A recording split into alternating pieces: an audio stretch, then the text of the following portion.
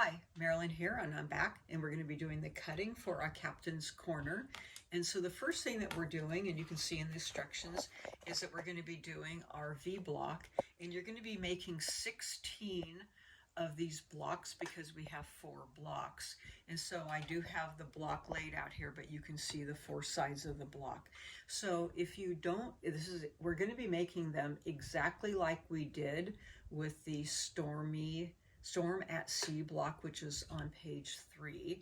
And we have a video on that in that month, and it's entitled V block. So I'm not going to go through how I did that because it's about 20 minutes long. So if you need to revisit that, just go back on how you did that cutting.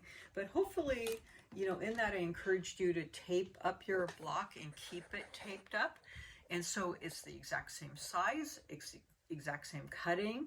The finishing is 4.5 because we're always working on 4.5-inch blocks.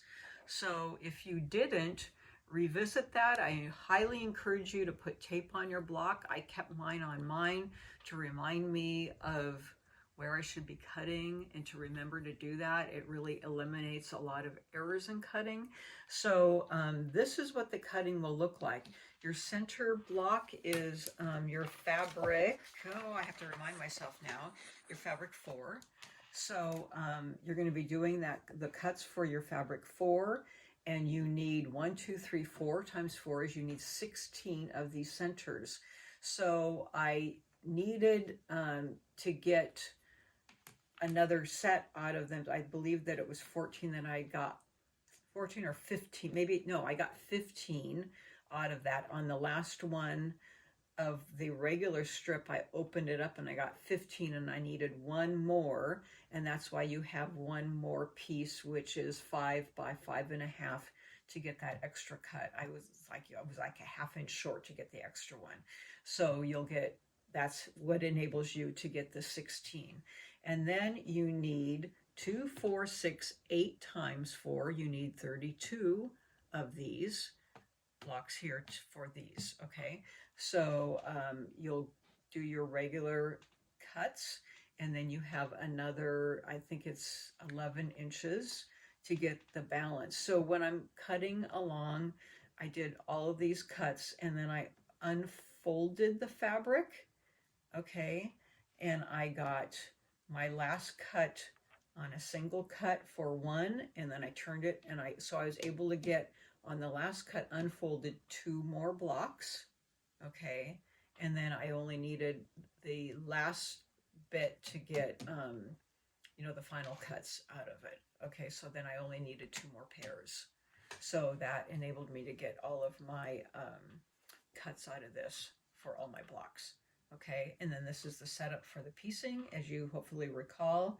And then you'll remember how either the video, and I also have my helpful sheet that comes with the V block, and I keep it with me to remind me how to cut also, and how to square up if you don't recall it.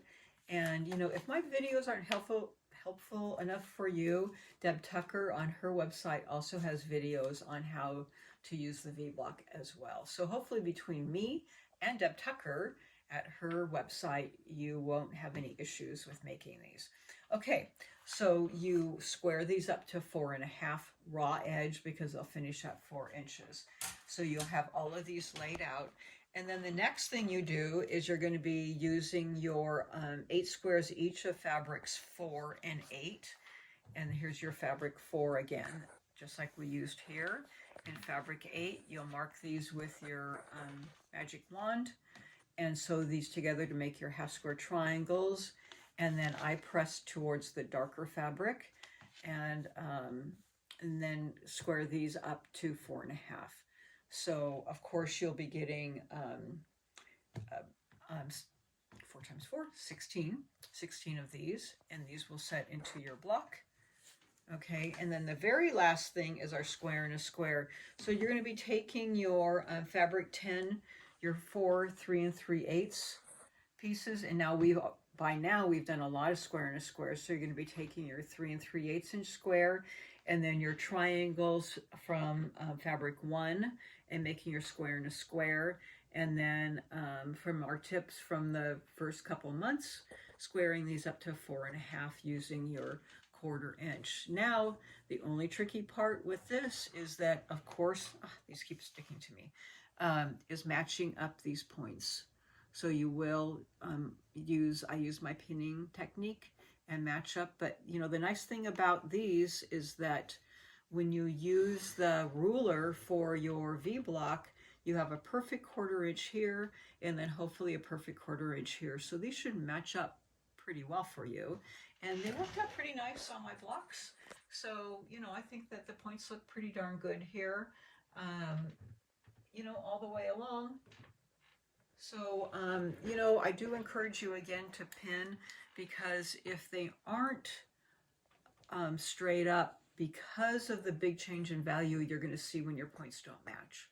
Okay, so I do encourage you to pin, and you'll just be sewing them together like you normally would. And I pressed in here, I pressed out because I don't know, that's just how I worked it. So I pressed out here, I pressed in, and then I pressed out. Okay, and then I put the blocks together. So again, you'll have 4 of these to make. And somebody was asking me, like, how often do I put any spray starch on it?